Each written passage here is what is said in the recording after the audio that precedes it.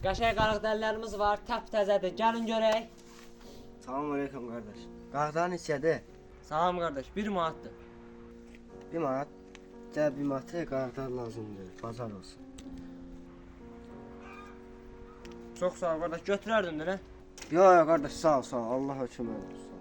Sağ ol qardaş, Allah min əvəzini versin. Vay, bu dünən kalıcıdır. Qardaş salam, alırsınız yenə qaraqdalı, qəşəng qaraqdəllərimiz gəlir.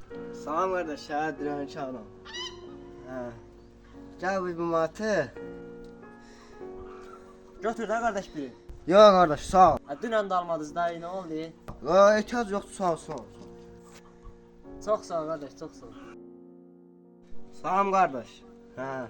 Qardan lazımdır sağ ol. Ay yenə. Qardaş bir dəqiqə gözlə. Ha kardeş billəmi nə deyəsən? Deyəsən ki hər gün pul versən qardan almırsan.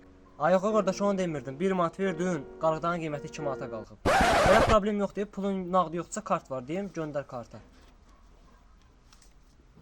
4169 7388